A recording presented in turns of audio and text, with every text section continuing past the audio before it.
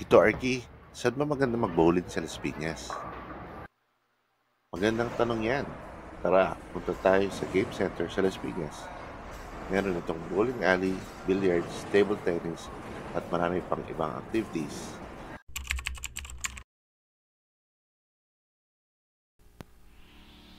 Kamusta guys? Welcome back.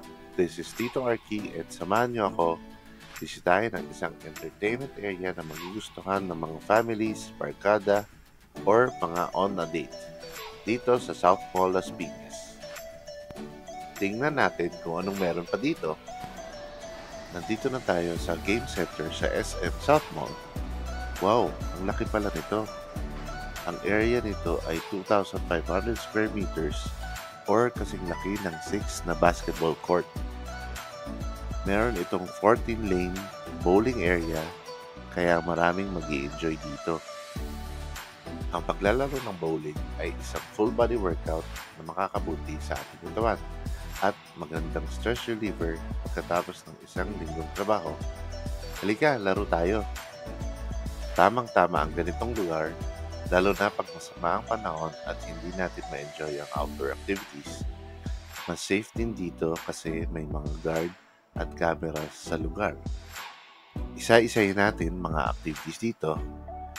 Ito nga pala yung bowling area. Ang red ay per game.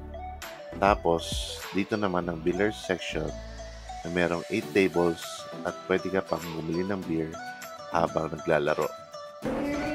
Meron din 4 na table para naman sa table tennis.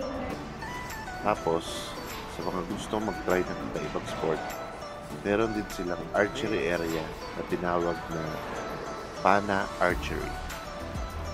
Gandang practice ito for hand-eye coordination.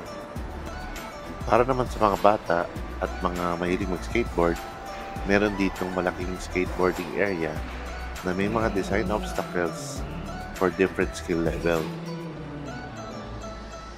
Di ba tayo magbabayad?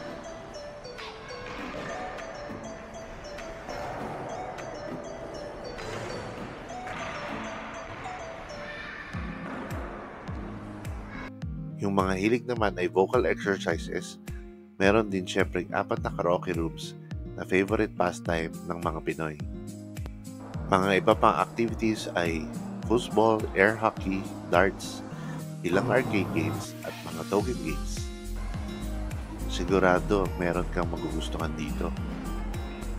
At syempre, meron din ditong food and drinks available na nabibili kaya kahit magutom ka ay hindi mo na kailangan lumayo mga kaibigan. Naglaro ang family namin ng bowling na magkalaban ang mga taga Las Piñas versus taga Parañaque. Naging masaya ang labanan, cheering at sigawan. Swerte naman kami manalo ng 2 out of 3 games. Ang galing kasi ni Rodel. Kaya panalo ang team Parañaque.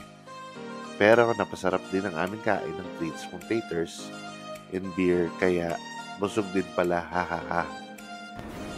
Di lang bowling ang aming ginawa, kundi sinubukan din namin ang ibang pang activities pagkatapos.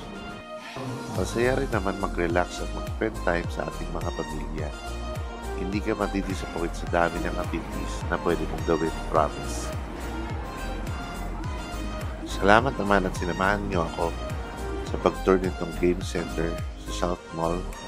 And comment down below ng inyong paboritong sport dito and please check out my other videos for more content. Until our next video, bye!